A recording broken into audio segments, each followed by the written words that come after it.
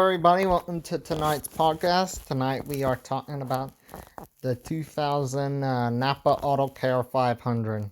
This race is actually one of the races that Tony Stewart would race to win, and Stewart would probably been champion if he was.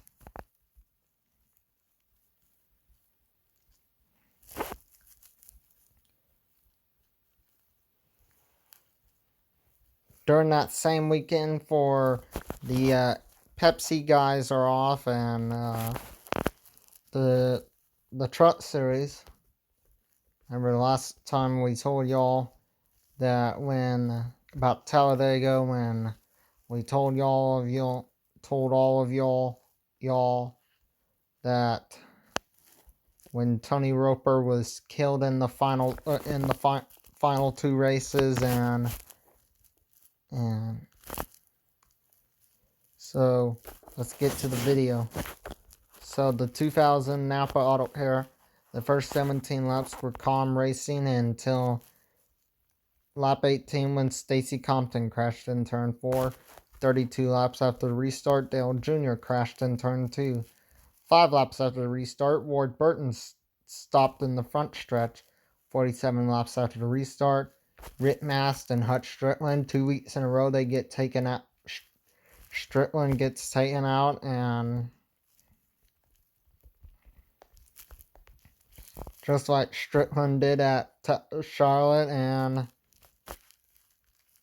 for 2 weeks in a row, and then the 6-car pileup, including involved Dale Jr. in turn 4, or 9 laps after the restart for debris, and then 6 laps after that restart. 49 laps after the restart, Dave Blaney crashed in turn 2. 33 laps, Bobby Hamilton Sr. loses a tire in turn 2. 4 laps after the restart, Elliott Sadler, the same car that was involved in the big one, 6 cars that were involved, spins. And 57 laps after the restart, Kenny Wallace, who was the same car that was involved in the previous crash, in the 6-car pileup. And 100 laps after the restart, Dave Blaney, who was the same car that was involved in the spin in that crash in turn 2 earlier. And 9 laps after the restart, Dave Blaney and Dale Jr. crashed in turn 1. And the final 11 laps was won by Tony Stewart. For the 5th time of this season, he wins the race. So the race finish results: Tony Stewart, who won Dover, the sweeps, Michigan, New Hampshire, wins his 5th race. Dale Earnhardt Sr., who won the Daytona or Atlanta and would later win Talladega. His final career win, Jeff Burton, who would win Las Vegas, the Pepsi 400, and the New Hampshire race in a restrictor plate race. Ricky Rudd, who hadn't won since '98. Jeff Gordon, who won the Die Hard 500 at Talladega, the Sonoma race, the Sears Point Raceway, and the Chevrolet Monte Carlo. Dale Jarrett, who won the Daytona 500, that would later win the Rockingham and the Pop Secret Microwave Popcorn 400. Sorry about my headphones. Jimmy Spencer, who hadn't won in '94. Mike Skinner, who almost won Atlanta until that engine let go. Sterling Marlin, who hadn't won since 1996. Bobby Labonte, who won Rockingham, the Brickyard 400 in Darlington, and would later win Charlotte.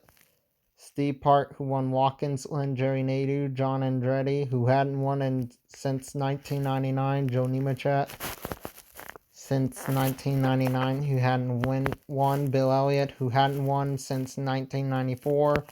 Ken Schrader, who hadn't won since 91. Terry Labonte, 99.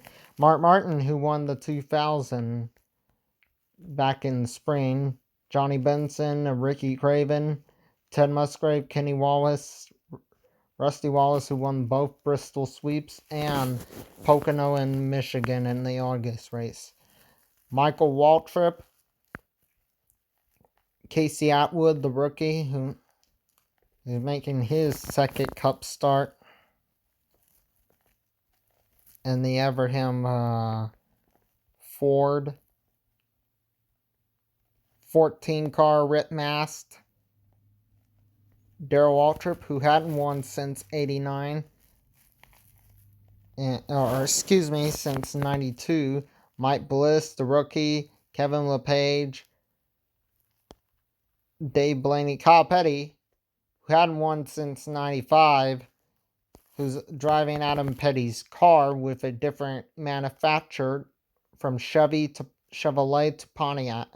Elliott Sadler, Robert Presley, Matt Kenseth, who won Charlotte, and the Colt 600, Bobby Hamilton, Dale Jr., who won the Daytona race, the Texas Motor Speedway, when Adam Petty made his debut and the final in the Richmond, the Pontiac Excitement 400.